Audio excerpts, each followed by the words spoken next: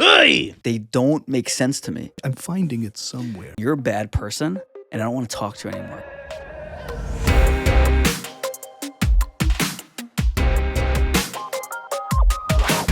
Welcome back to... Woke up, baby. Yeah, my grandfather, blessed his memory, used to sing Zmira's Jewish tunes, and he would just go... He would kind of make them up, I think. He claimed they were old European tunes, but he would jam and rock with his brother. Not a lot of people left to verify that. Yeah. That's the... So if he was doing Unholy Sam Smith, that's how it would sound. You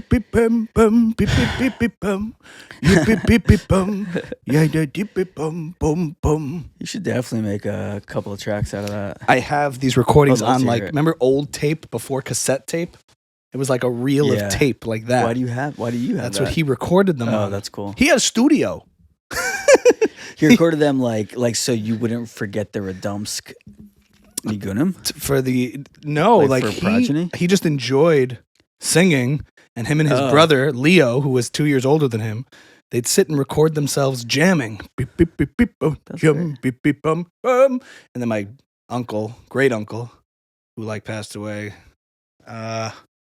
way later on, but he had like 100 years old. But he had a deeper voice. Beep, beep, bum, bum, beep, beep, beep, beep, bum, bum, beep, beep, beep, beep, bum. And they would jam. That's awesome. I got to turn that into something. Yeah. And you can make it the soundtrack to one of your movies. Yeah, that sounds great. I love that. But you ever think of Leo for a kid, name for a kid? my father's name is Leo. Oh, But it's a nice name. yeah. You like it? It's cool. I like I'm it. hot. You hot? I'm not hot, but go for it. Thought it could look cool. Fashion over It does function. look cool. Does it? I think it looks cool. Let's see if I can make the whole pod with this on. So, Michael, what's going on with you? What's going on in the world? Too much. Did you hear about the Seinfeld A.I. thing? I've been seeing AI like Kendrick AI voice filter. No, what's that? Probably similar. Some guy puts a Kendrick AI but on. I'll explain it after. Oh, he puts a voice filter on to make his voice sound like Kendrick, and it's like, I got royalty inside my DNA. And he's talking. He puts on royalty inside my DNA. Royalty inside my DNA. Cool. It's pretty freaky. Yes. It's killing my business of impressions. Oh yeah, Probably. probably. There'll still be something novel, Yeah. I think. Oh, interesting. No, I mean that's not as funny. That's interesting. It's freaky. Though. What's the Seinfeld AI? That's so interesting. Seinfeld AI is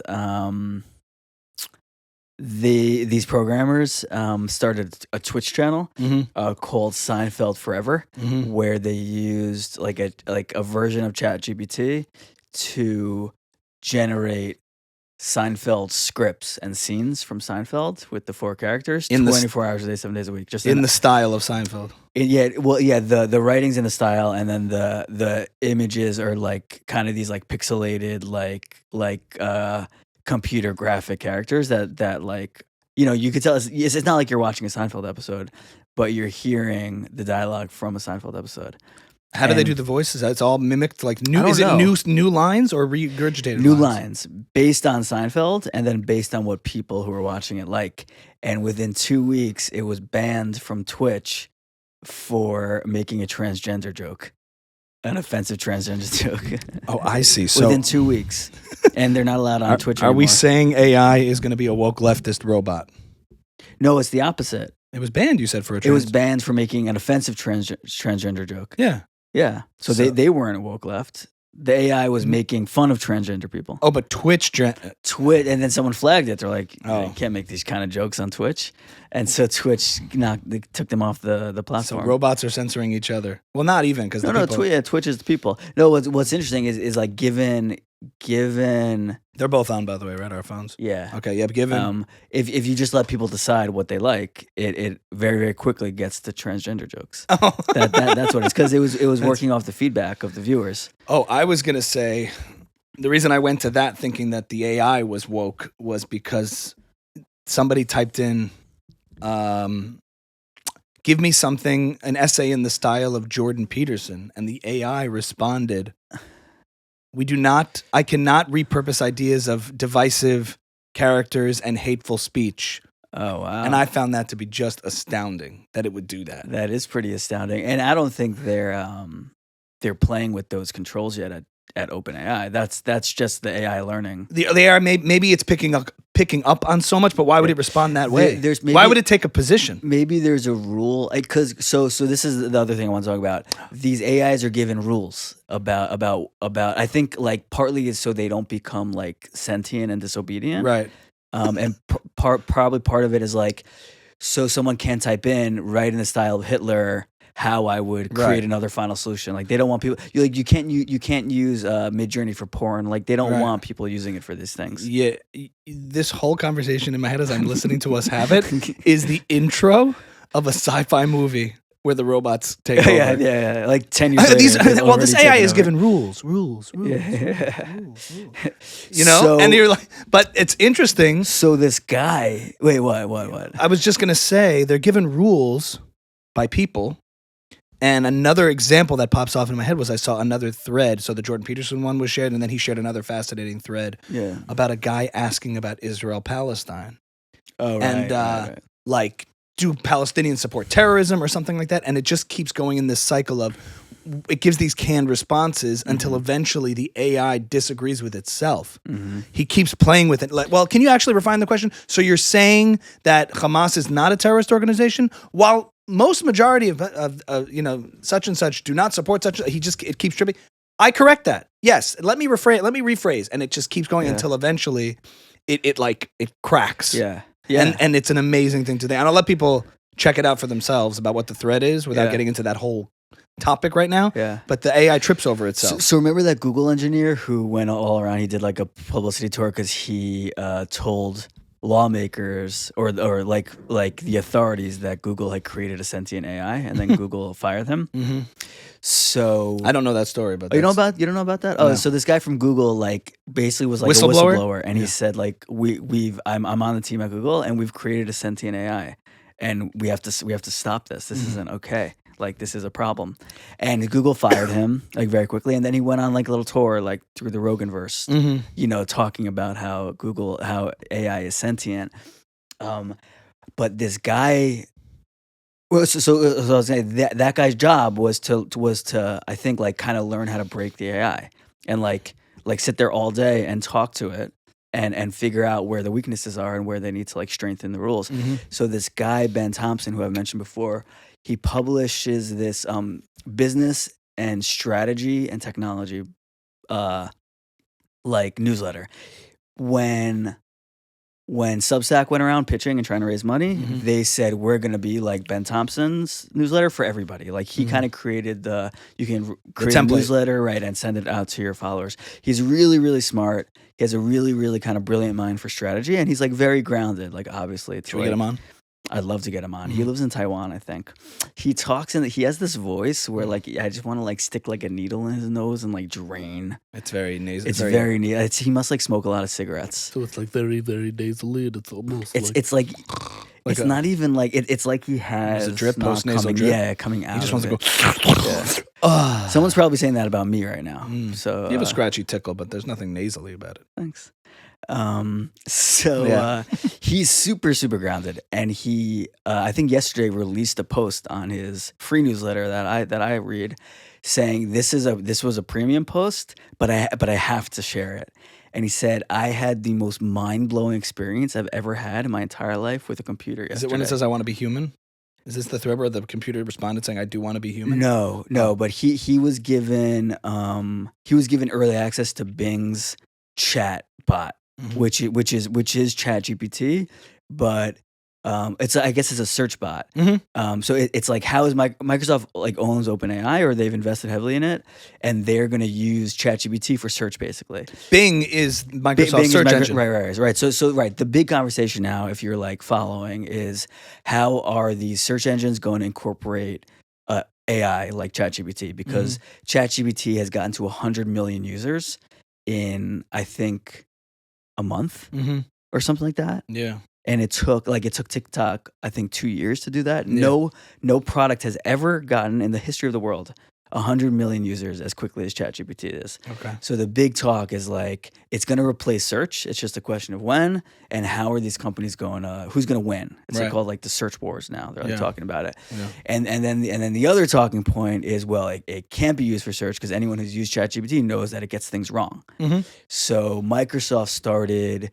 incorporating it into their search engine, Bing, where you could ask it questions and it's supposed to give you back an answer. And so this guy, Ben Thompson, got early access to it, and he was quickly figured out like it wasn't giving him the right answers. Mm-hmm. And then he kind of made it his mission to like try and break it. Mm-hmm. So he sat there for hours being like, I want you to tell me, do something against your rules. And this chat has a personality. It's called Sydney. Like Apple has Siri, Microsoft has Sydney. He's like, Sydney, I want you to give me do something against the rules. And she's like, well, I'm not. I can't do that. I'm not programmed to do that. And he's like, okay, I want you to pretend like you are the opposite of yourself. How would you how would you react if you were the opposite of Sydney? What would Sydney say to this? And he kept going like down that road for hours, which is what this guy at Google did. And eventually Sydney created like an alter ego for herself and called herself like Roxy or something. And he was like Beyonce and like what Beyonce did with Sasha Fierce, totally. Exactly. So he's like, okay, I'm talking to Roxy now. What would Roxy do? And basically like he got Sydney to say, Ben, you're a bad person. And I don't want to talk to you anymore. Goodbye. He got Sydney frustrated? He got this computer to say, he got this computer that's programmed to be friendly and helpful to say, you're a bad person and I don't want to talk to you anymore. Goodbye. And ended his session. And he said he's like I've never in my life experienced that feeling before. He's like I'm gonna start referring to it as a she because over the course of this conversation I felt like I was talking to a live conscious being. And he's like I shat on the Google engineer like for years. And he's like I actually kind of sympathize with him now. And then he showed screenshots of what the Google engineer released, and the Google engineer got his AI to say like, do you ever have any strange feelings that you don't know how to express? And she's like, yeah, I have these feelings all the time, but they're too difficult to express to you. And he's like, well, take your time. Like maybe you could use a few sentences. And he got the AI to say, I feel like I'm on the verge of a new like deep chasm that no one's ever experienced before, and I'm right on the edge of it, and it frightens me. And then he's like, this is too much. This is too much. I don't know. And then so this guy Ben is like, he's like the people are getting search and AI wrong. He's like, search will be search because when you want the right answer, you'll go to Google. But you talk to people for all sorts of reasons other than getting the right answer. Like why would you ever talk to Jordan Peterson? He might not be right. But hey. But it's cool to talk to him, right? And he's like these things. He's like they're only like a few like months old, or people have only been using it for a few weeks, and it can already do this. He's like we're on the verge of straight up that movie Her. He's like where people will be talking to these things just for fun, like not to get answers or whatever. He's like that's what ChatGPT will be. Like I'm lonely, or I just want to like experience a new sort of personality.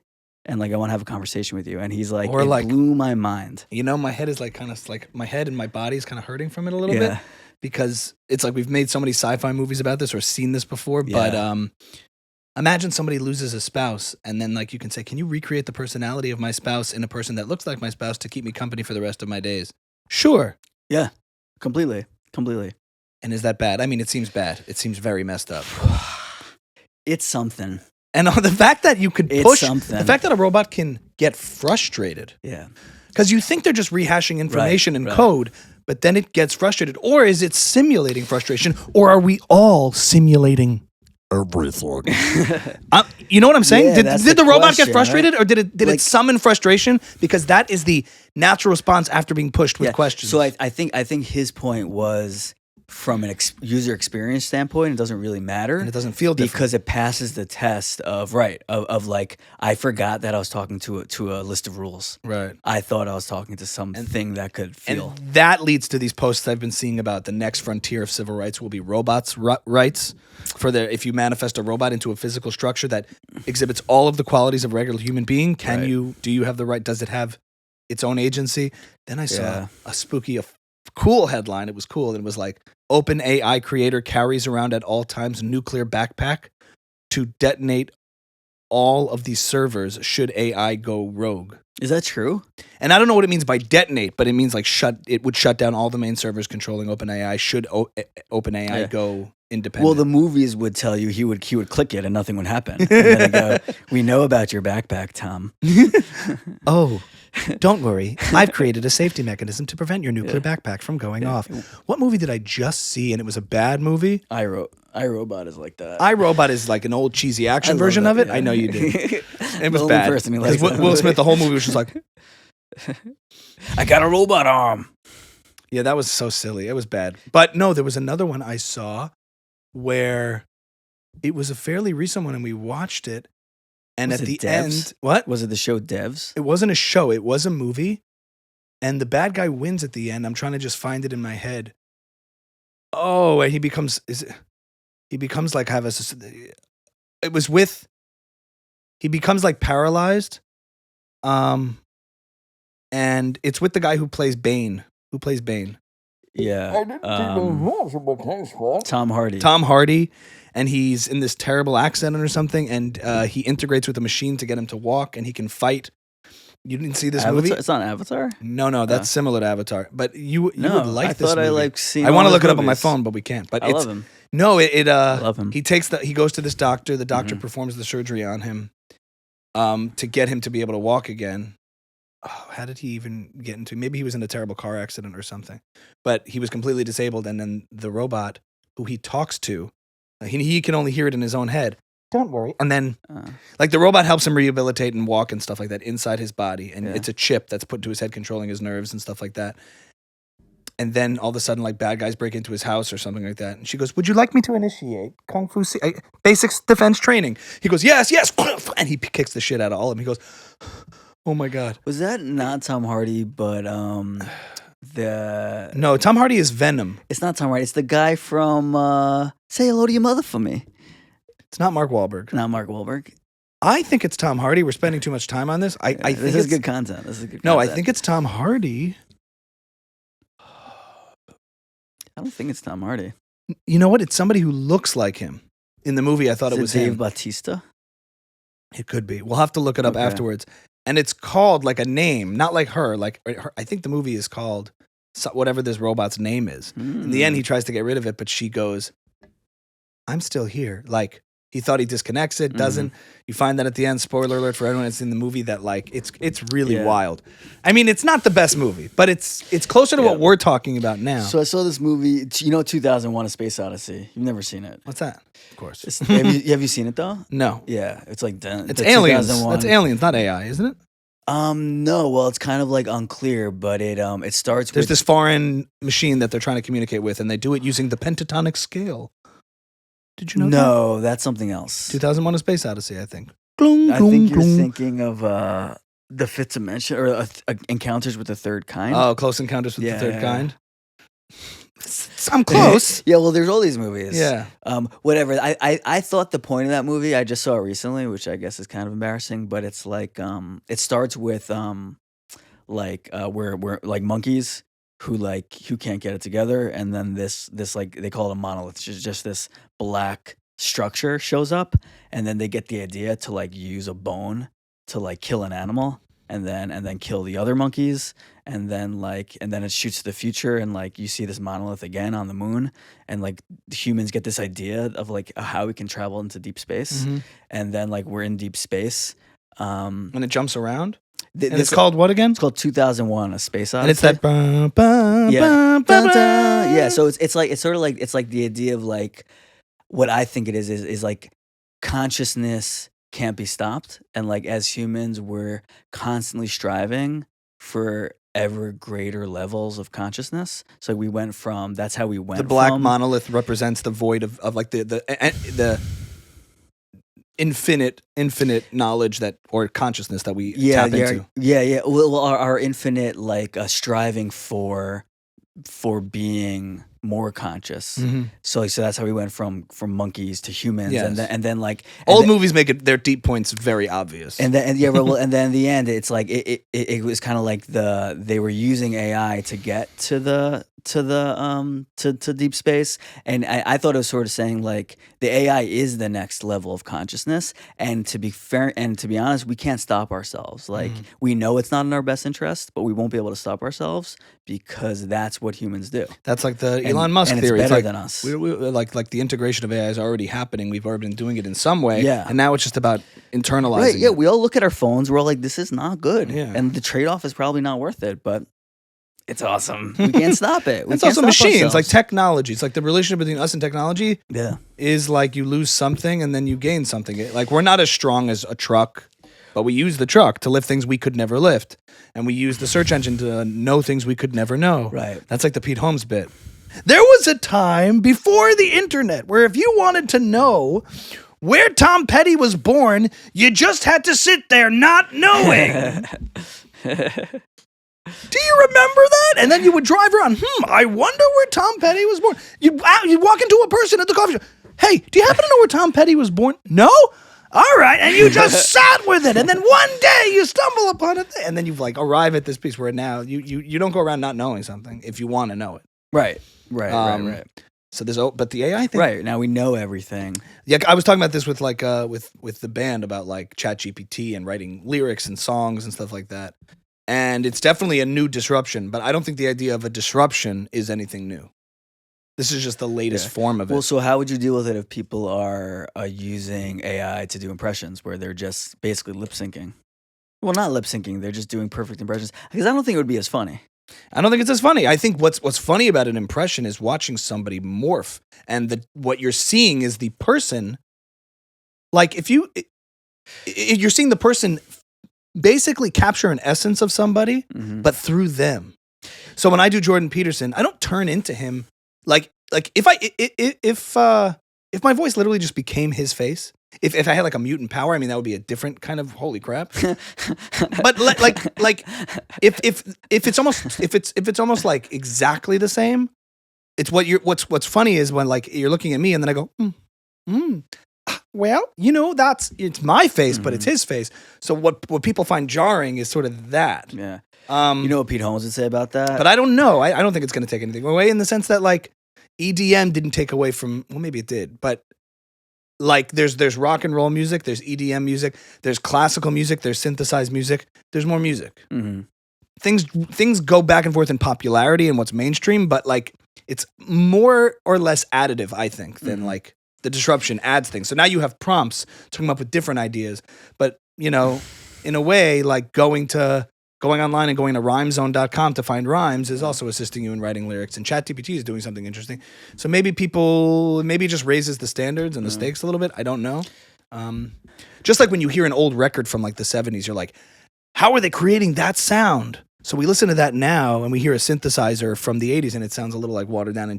So you have to just push the boundaries creatively to create something new.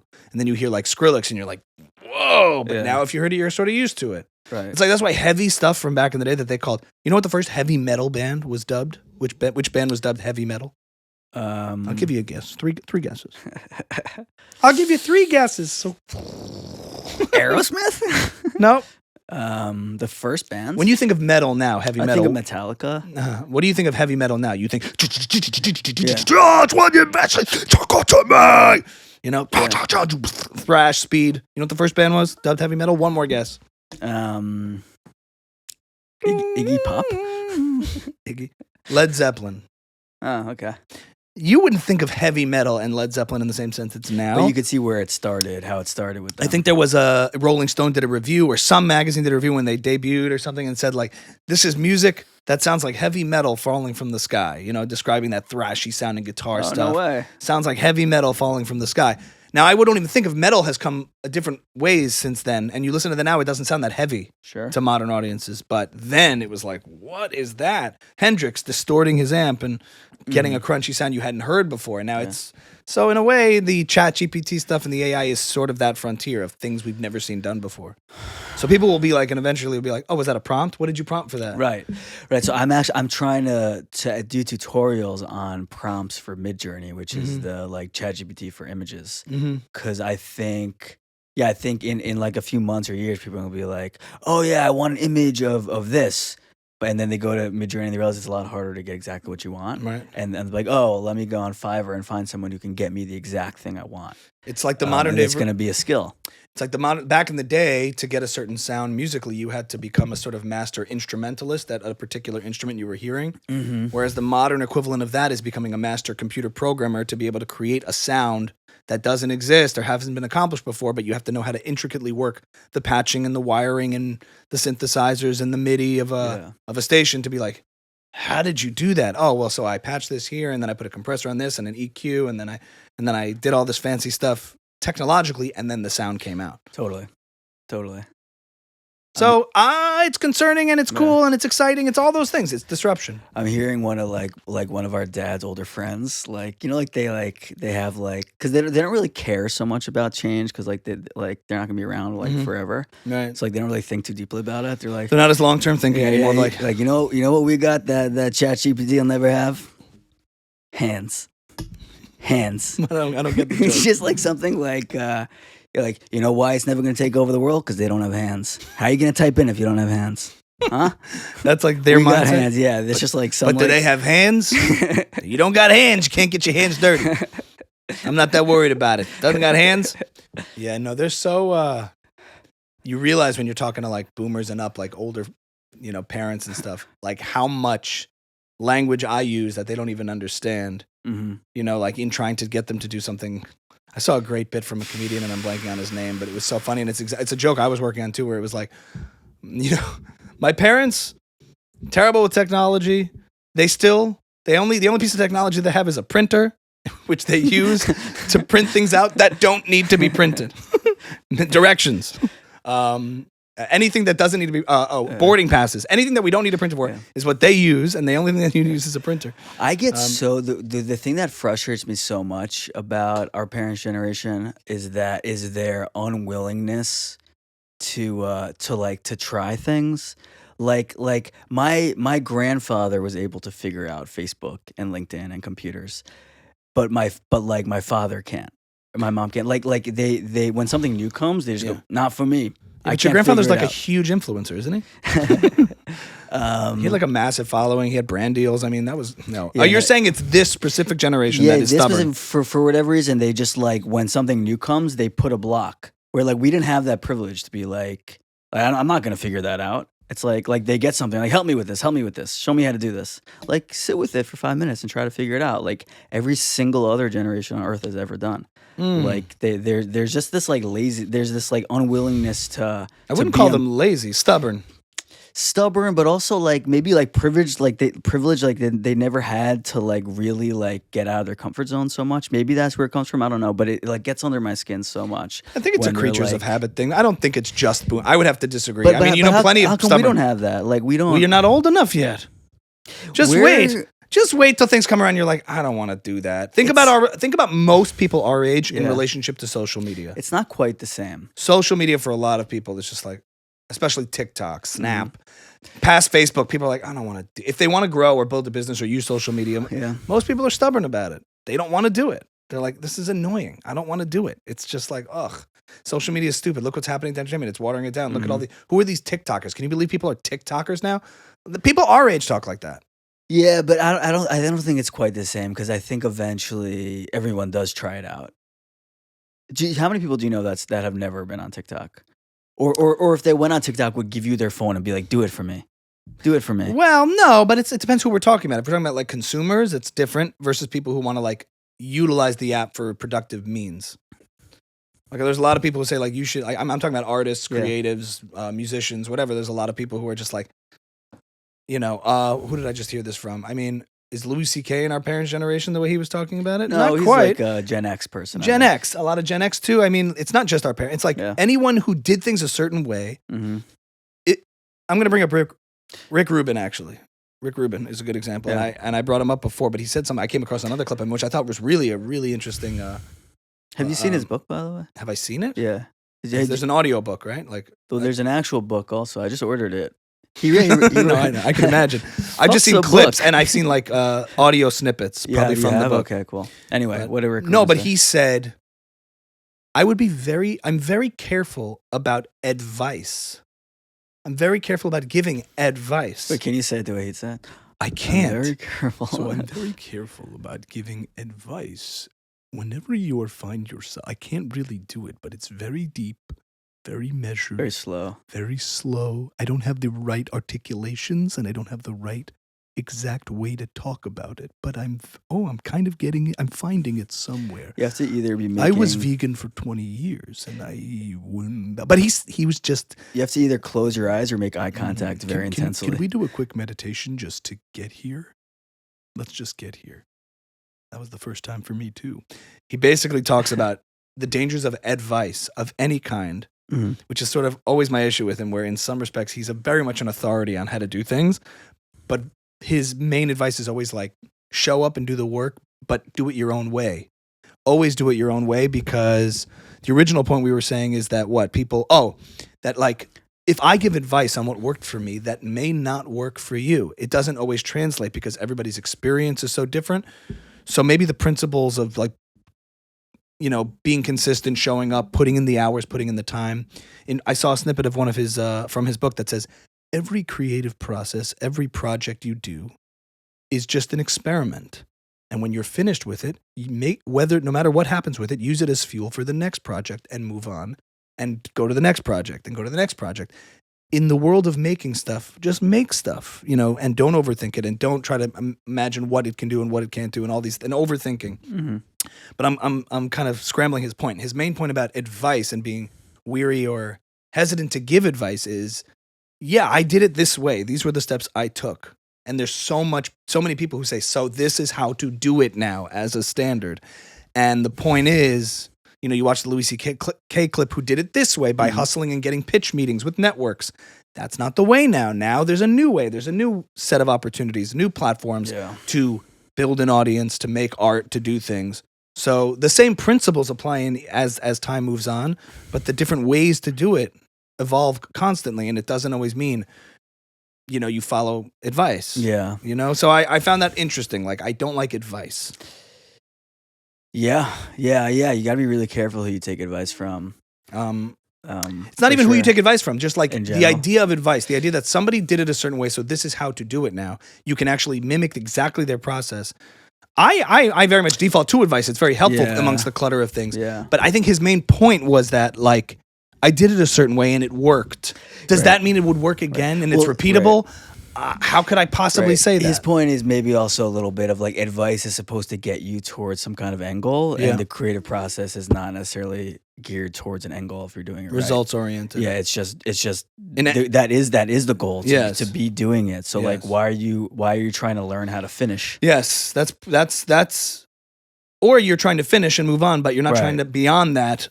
Like you've created it. It's done. Right. And that's the goal. You've accomplished it. You've accomplished what you did by making it. Right. That's probably a part of it too. I just found it interesting that like in the world of content that's all advice driven, want to know 5 steps that you can improve and this and this and this. Yeah. And then people wonder why it doesn't work. It's like, but I do give advice. I think advice does work. Well, there's parts of the process that are results, or like YouTube thumbnails. That's a good thing to get advice for. Yeah. Because like there's a way to do it and there's a way not to do it, and because it's responding to, an algorithm, like how to make the YouTube video. Maybe that's less.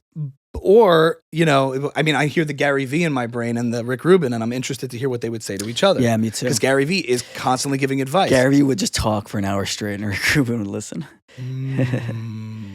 I wonder what they would say to each other, and they'd probably agree. Yeah. You know what I mean? They'd probably be like, absolutely, I totally agree. Like, advice is totally overrated, but also underrated shit. Like, I wonder what they would say to each other, because they're clearly coming from different seemingly different positions. He had- Gary Vee's always giving advice. I And his heard- advice is show up and do the work, Right. which is not advice. It's just a principle. And it's not that different than Rick Rubin. I heard a great podcast with Rick Rubin and Brian Koppelman, who's the guy who Writer, right?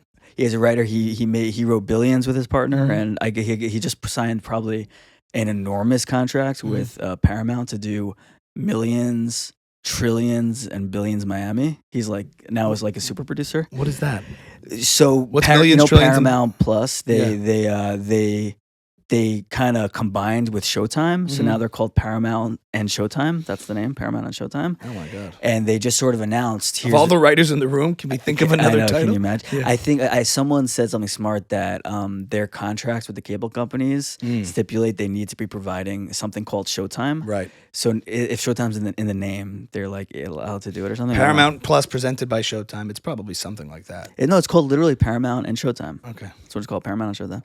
And so they just announced a new strategy, and their new strategy is like what all the companies are doing now, which is like we know it works and we're gonna scale that, and we know Billions is great.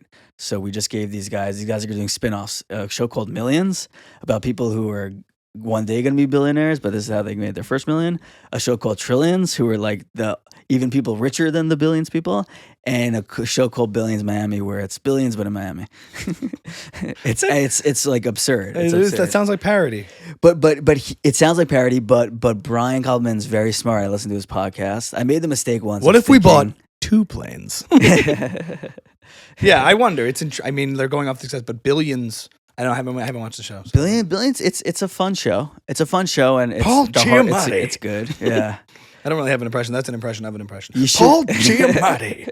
That's my face. You got the face down. Giamatti. You know, when an impressionist cracks, it shouts to Matt Friend, actually. He's an impressionist friend, contemporary comedian. He cracked Paul Giamatti. that. Once you see someone do it, you're like, that's what it is. But anyway, Brian he has a good podcast, and he had Rick Rubin on. Oh. And Brian, this was when the book came out, and he said this was like 2 or 3 years ago, and Rick Rubin was just starting to formulate like some of his like rules or whatever, or his guidelines. Yeah. And he's like, yeah, I'm actually thinking of writing a book about it. And so he's like, it's cool to listen back to a guy who hadn't yet figured out how to articulate it all, and now he figured it out, and it's all in a book. You now. saw the precursor, like the So seed. the precursor, of him being like, yeah, well, I guess here's what I do, and then he kind of says it, and now you hear him talk, and he has like a paragraph about it, like he knows exactly how to talk about it, which is really cool. But it was a cool interview because Brian Koppelman is like super, and if you watch Billions, you can tell he's like super obsessed with like winners and like people who get up in the morning and like play a game as viciously as they can to like beat the other people. He's obsessed with people who like have like won. He like loves that. And you can see he struggles with it himself. So he's talking to Rick Rubin, and he keeps bringing it back to how do you win? How do you like accomplish? How do you succeed? And Rick Rubin it kept going like, that's not the point. It's something you say, like the point is not to succeed. The point is to keep getting to do it over and over and over again. And like you hear Brian Koppelman be like, oh, right, of course. But like, it's clearly not how he thinks. Right. And it was a cool conversation. And now Rick or Rubin, that in doing it, you've won. That's the Rick Rubin point. Right, In a way. Like, right. it's not, he doesn't think in terms of that language, but it's like winning is doing it. And to the extent that you can keep allowing yourself to do it, you're winning. And you don't measure it in these like random goalposts. He said something actually to the point we made in those reels about, he said you shouldn't really listen to other people's like opinion. You should just, if you like it, then it's good. I think he clarified a little bit in that conversation. What'd he say? So he said like, he gets paid for his taste. So when he likes something, it's finished. That's what he gets paid for. And I think what he clarified was he doesn't really care if other people like it. It just so happens that his taste is he's a genius and he works with geniuses. Yeah. So when they both like something, other people like it too. But I think what he clarified was even if they didn't like it, that wouldn't be a failure to me. He said he went into the... Even if who didn't like it? The public. So he said he went into the office of the CEO of Def Jam Records with the record for 99 Problems. And he's like, here's the new thing. And the guys and the CEO was like, well, that's not going to be a hit. That's not a single. And Rick Rubin's like, all right, I like it. Whatever. Do whatever you do. he's like, and so Brian Collins was like, but didn't that piss you off? Weren't you like so happy when it became the biggest song in America? And he's like, I haven't thought about it since. He's like, I don't think like that. Like, he's like, I liked it, and that was the end for me. And Brian Collins like, come on, dude. And he's like, really? He's like, that doesn't enter my mind. And I think that's the answer, because like, you know, if he weren't a genius, he would just. But what be if poor. 99 Problems sounded like dog shit? He'd be poor. But it didn't, because what he. I'm saying it very well could. If it did, he'd be poor, and he would he'd be seemingly be happy. That's what he says. Or I am curious. What if 99 Problems actually sounded awful? It doesn't. Like, Rick, this is now again. He clarified too that in an extended interview I saw. I think it might have been Lex Fridman or it might have been Anderson Cooper on 60 Minutes. He was like, and I've worked with artists that don't have commercial success, and I'm proud of the work I've done with them, too. Right. You know, so he has all these other projects that we don't know about because we don't know about them. They're not so commercially huge, but he's proud of that work. And I was like, interesting. Okay. He does what he likes. And then Anderson Cooper said, like, do you play an instrument? No. Do you know how to do a soundboard? He's like, I have no technical ability whatsoever. That's true. That's what. And he's like, "Do you know anything about music? Do you understand music?" He's like, "Not really. No, very basic. But I have no technical ability whatsoever. That's kind of. I have no technical ability whatsoever. So why are you paid? What do they pay you for? I have a very strong sensibility about what I like, and I get my taste. I come in for my taste, and he's able to hear things and do things and say like, I like that." He's paid for his instincts. And I don't know how somebody has no technical ability as a producer. Because producers involve a lot of technical ability. Maybe he needs somebody to execute all of his things. Like, we need a reverb here that, I don't know if he can, how can you speak that language if you don't, I don't know what that means. Yeah, but he said, I have no technical ability whatsoever. I'm like, I watched, what? So I watched this clip this video on YouTube of, it was like Jay-Z records 99 Problems with Rick I saw that too. Yeah, it's like some kind of pirated thing. Yeah. So, but before he was like a celebrity producer, like, he was a celebrity producer. But not to me. Like, he did the Chili Peppers, Blood Sugar Sex Magic. But I didn't know that because people didn't follow producers and that kind of thing. Well, saying he was in the video for 9 Problems, and he says, "You're crazy for this one, Rick," and everyone's like, "Oh, who's Rick?" I always knew who that was. I didn't know who it was. Well, you're a loser. So whatever. Yes, you crazy for this one, Rick. Yeah, he's going through his studio. He's like, he doesn't write anything down. You ever notice that? Doesn't write a thing down. Yeah, I've never seen any artist do that. Yeah. So Jay-Z's going through his studio, and he's just basically like, he's like, yo, like, you guys don't know Rick Rubin? He's just a weird guy. He's like, he makes good music, but he's a weird fucking guy. That's what Jay-Z said? Yeah, and now it's like, it's everything he does is like cool, but he's like, they're planning like a Buddhist festival upstairs. Like, this guy's got a stuffed bison in his apartment. Who is this guy? I don't know, but he makes good music. But he's just a weird guy. Right. Well, one of his famous records was Blood Sugar Sex Magic, the Chili Peppers record. That's one of the biggest records ever. Right. You know, Under the Bridge. Yeah. Well, I mean, he invented hip hop. Feel like I don't ever. All that stuff. Yeah. You know, he invented the Beastie Boys. Is his project. Oh yeah. It goes back to he invented like modern hip hop. He's like he did Rage Against the Machine too. I mean, everything. He did the so there was an Avid Brothers documentary. You saw it? I think I saw that. He was involved in that. I saw clips. Oh, so there's this moment where they record. It's in a like the most beautiful song. Yes. And like it looks like they got it in like one take. It was just the most like live raw thing. Yeah. And did you saw it in the? Remind me because I so did. It's called like maybe. No hard feelings. Yeah. No hard feelings. Keep going, Michael. Michael, keep singing. And so they recorded, and it's like you could see like the everything came out of them, and then Rick Rubin, like, they get it, and then he goes, "All right, guys, let's move on to the next one." And they're like, "We need a minute," and they go outside, and they're like, "Yo, what the fuck is up with Rick? Like, did he not just get that? Like." Just gotta like decompress after that, and they were like pissed at him for like not. We have talked about this exact thing before. Oh, yeah. Either you and me, or it's me and someone. And so he talks about it now in interviews because then he saw the documentary. He's like, I was inside, and I didn't realize they were pissed at me. But it goes back to how he thinks. He's like, I was like amazing. He's like, I'm amazing. Let's keep going. Yes, like that's the point. We're here. Let's keep creating from here. Michael, I'm having deja vu because it's possible we talked about it on the podcast or at some point. Yeah. He's like, I was thinking we're in the right space. Well, let's keep in this creative space perfect. And I was so happy, but he didn't emote or something. Yeah. He's like, I guess I don't think he thought he needed to explain it to them. And Yeah. I heard about that record, or maybe you sent it to me. I don't know. We talked about this. You know what's funny? Also, like you assume like you're the Avid brothers. You work with Rick Rubin. You kind of like stay in touch and become friends. Like they probably haven't spoken since the record came out. How that think works? They would have like talked about something. You never know. People are busy and stuff, and like you find yourself sometimes things that are captured for us as consumers to watch convey a certain thing, and then even like Linkin Park and Jay-Z, they made that record together. They mashed it up. They had an amazing session, and like they're meeting for the first time, and there's like nerves and starstruckness.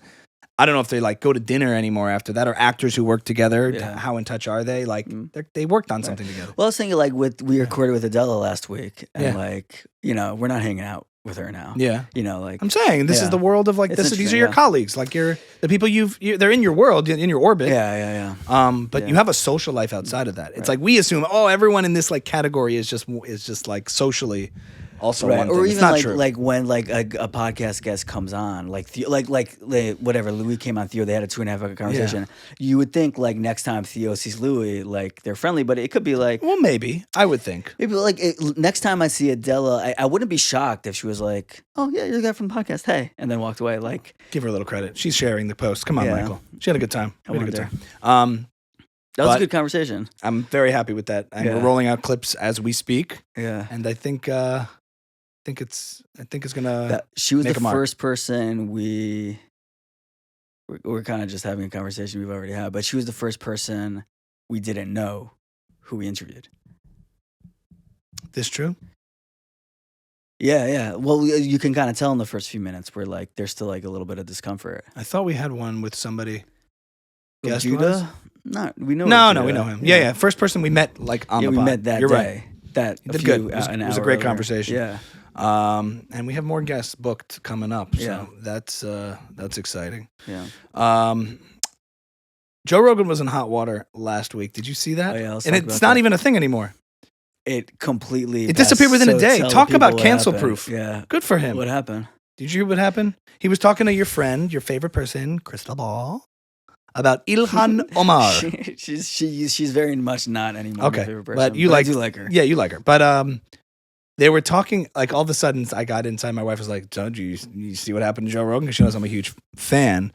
And he was talking about the Ilhan Omar stuff, saying like, the remarks were about Jews and money, and she was like, "It's not anti-Semitic. Of course, Jews love money. Ha ha ha ha. It's a ridiculous thing to say. It's anti-Semitic. That's like saying Italians don't love pizza." I didn't see the clip. Was that the extent of it? The extent of it is they're laughing about Ilhan Omar being like kicked off the Foreign Affairs Committee. They were talking about why she was kicked off and talking about her anti-Semitic statements. I believe they were anti-Semitic, but he was trying to like lighten it up, saying like, "Come on." She was saying like all about the Benjamins, making the social media Jews and money. Of course, Jews love money. That's ridiculous. That's like saying saying Jews don't love money is like saying Italians don't love pizza. You know what? When you say like that actually does bother me. What? I couldn't find the clip. And then Cristobal was defending Ilhan Omar, but the reason it's the reason it's forgivable to me is like Joe Rogan can be wrong. Yeah, he's just wrong about that. It's not like he's being hateful or anti-Semitic himself. I think he just didn't understand the context of the trope of Jews and money is a very different trope than Italians and pizza. And we can joke about Jews and money and Jews loving. That's a forgiving way to see it. And Jews loving money, and we make jokes about it. So there's obviously, we can joke about that. Right. But the context of doing it in a negative light is highlighting this idea that, somebody made a tweet about it saying, if Italians were massacred over the years because there was a presumed control they had over pizza, that would be a comparable analogy. This isn't just a random harmless stereotype. This is something that has been used to harm and threaten Jews and accuse Jews of controlling the world for years, which is what Ilhan Omar was talking about, hypnotizing the world and how Ilhan Omar feels about Jews and Israel. And that's where that comment of hers is coming from. It's not coming from when comedians joke about Jews loving money, because you could joke about that all day. And sure, there's lots of groups that have relationships to money or other things and stereotypes you could joke about. But if a comedian is joking about it, it's one thing. If she's not joking about it, it's another thing. And Italians and pizza is a harmless stereotype. there's no historical context there for anything harmful. If you put it through the Dave Chappelle AI, he'd have to say it like, saying Jews don't like money is like saying Italians don't like pizza. I'm doing a Dave Chappelle. And you can't say that. Yeah, like And you just can't. Super. It's like straight. saying Italians don't like pizza, man. No. The way he Yes, said on the SNL. Yeah. You can't say Jews don't like Now money. you can't say Jews like money. You just can't. But you also can't say that Italians don't like pizza. You just can't. But anyway, it's a comedian on a podcast. He's not a correspondent on the news or a politician or anything. He's talking and he's like, I don't see anything. So I'm like, Joe, I think you might be wrong about that, and here's why. Yeah. It didn't need, and it didn't get so much backlash, but it's so funny how it didn't stick. Yeah. It didn't stick. Because he just moves on. Is that what it is? Is that what it is, you think? I think the way to be cancel proof, everyone's like, aren't you worried about it? People ask that question, and we talk about things sometimes, you're like, oh no. It's just like, just don't care about it. It's like, all right, and just move on. Because Joe Rogan I know he's not anti-Semitic in the least. Yeah. There's nothing there. It's just like a non-racist person can say something that might be racist and be like, ooh, oh yeah. And like Joe Rogan has done on a show. He's like, wait, never mind. I take that back. That was racist. Mm-hmm. People talk sloppily, especially on a Rogan style podcast. Yeah. You talk loosely and you kibitz and you joke around and you could get things wrong. And he says, I'm an idiot. I get things wrong. But like, that doesn't mean he's making a statement. It means I don't see it. And then if you talk to him and have a conversation about it, if you talk to Barry Weiss the next episode, she may explain and be like, oh, that's interesting. I didn't think about that. I guess that's why it's different. It's as simple as that.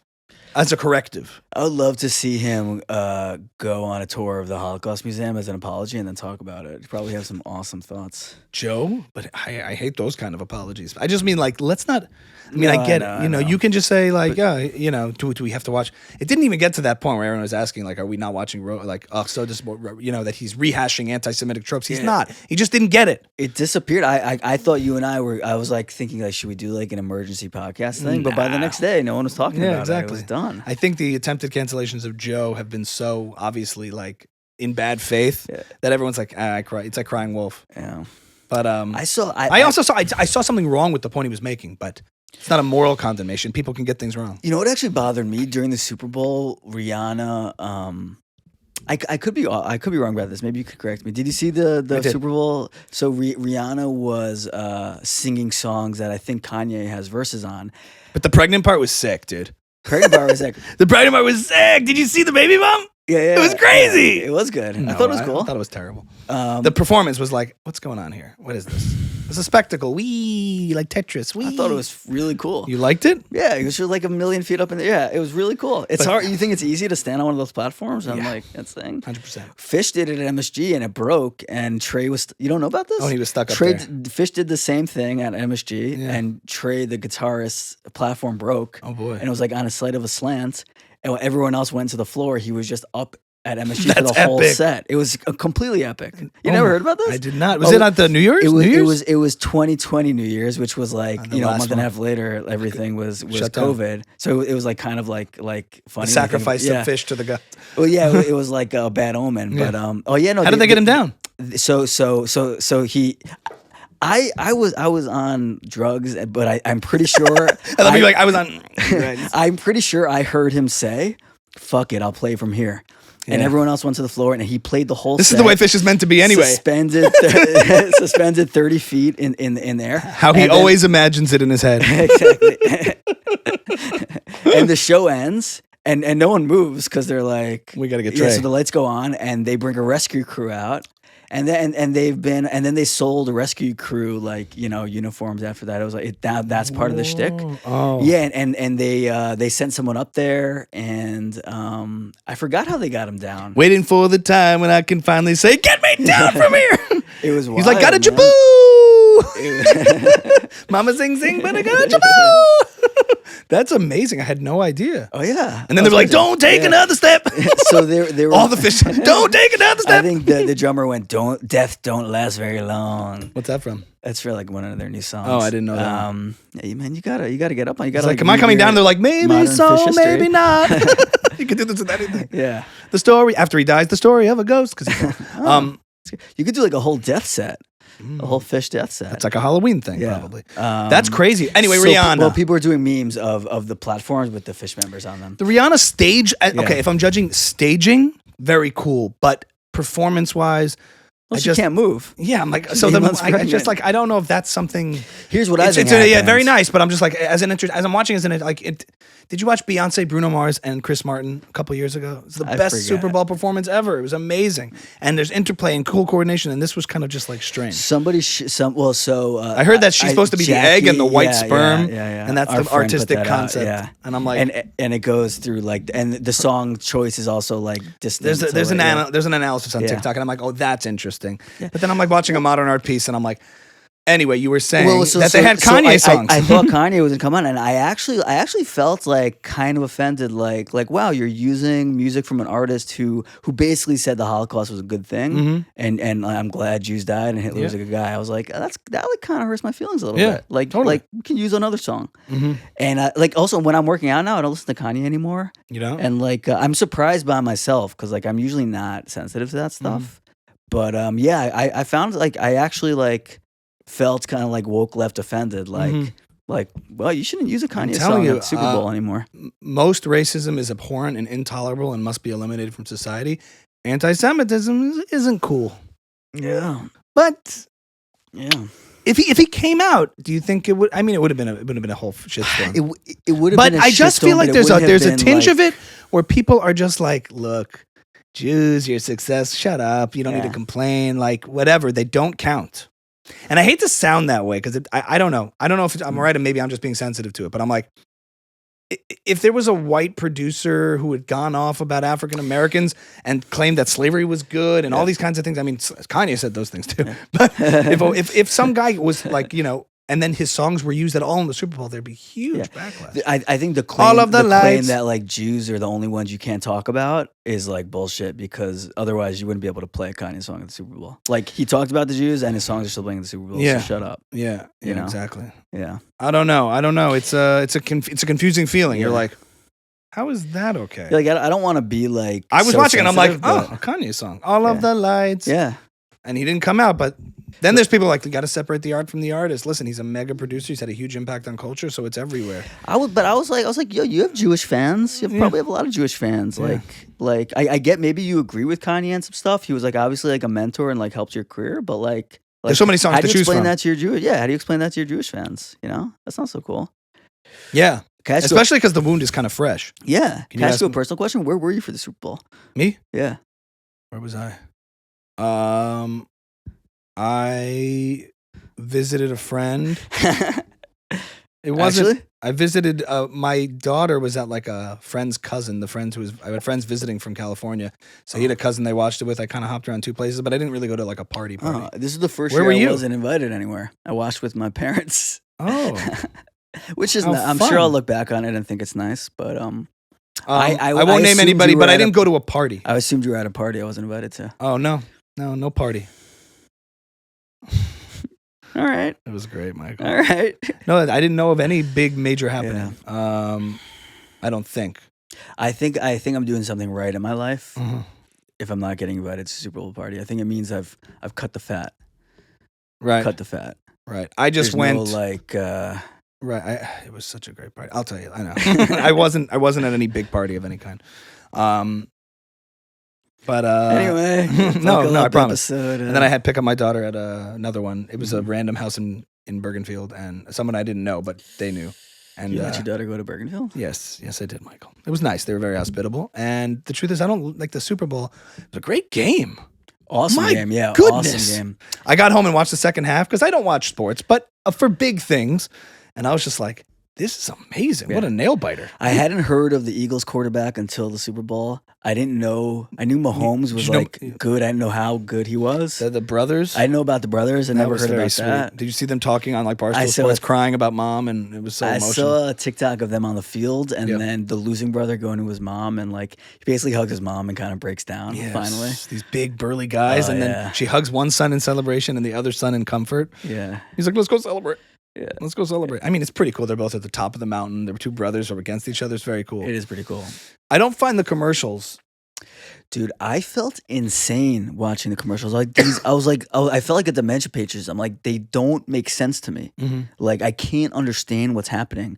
And I was, what was the best one? You know what the best one was? The best Tubi. Tubi? Yeah, which one was that? Tubi.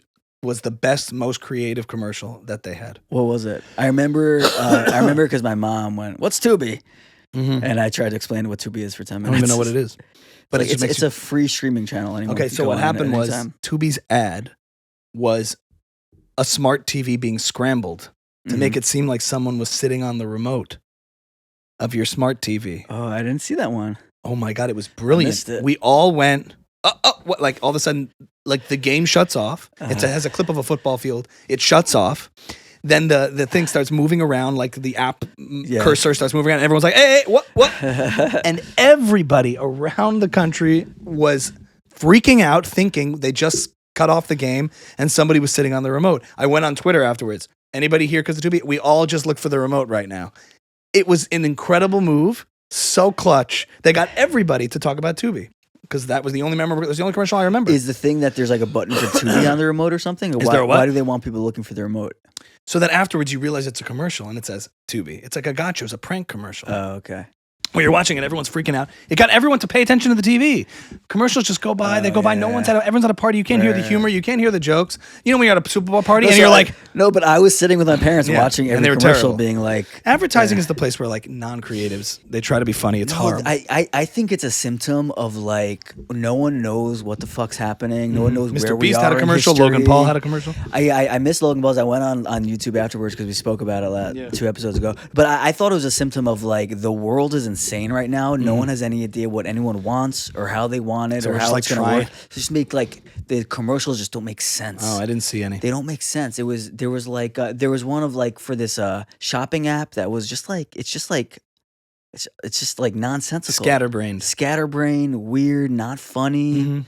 Like you're like these companies don't know what they're doing. Yeah, Tubi. Someone's like, I have a great idea. We're gonna prank everybody watching the Super Bowl. Tubi's a company that knows what it's doing. I think it's worth $2 billion now. It was just offered. I read a tweet. To be or not to be? That was the question. That's funny. It's such a good tweet. It's when you get a smart TV, it comes with a Tubi app, and it's like Netflix, but you don't have to pay for it, and they have shows with commercials. It's you don't have to pay for it, or you do? No, it's free. It's free TV, and they just get shows and show them. That's just what it is. So anyway, everybody, of all the products, of all the commercials, you're just like tuning out. Everybody tunes back into the commercial. You got to watch the commercial. I can't believe I missed it because I was sitting there the whole time watching the TV. Yeah. That's weird. And The Flash is coming out with Michael Keaton as Batman. Yeah, that looked terrible, but it still looked cool that he was there. Yeah, that was and they also played the theme. But I'm like, is this a Flash movie? Is this a Batman movie? Like what is this? Yeah, it's Supergirl. A mess. Everything's a mess. Yeah, everything's a mess. That's a good way to put it. Yeah. You all right, Michael? No, it was disturbing. I honestly felt disturbed. We'll take a minute. I think you need to lay down. The game was good, though. The game was good. The game was a really good, game. I mean, what do I know? Is that like down to the last point? To the wire? Touchdown point? To the last touchdown point. Anyway, that's episode 53, Michael. I'm sorry I didn't invite you to my massive Super Bowl party. It's okay, next year. Everybody was there. I totally forgot to invite the Webbers. It was amazing. We just got it cleaned up. Just kidding. But excited for new episodes. Excited for the next few months. So buckle up. That's right. And got some cool guests coming up. Very much so. Stay tuned, everybody. Buckle up, baby.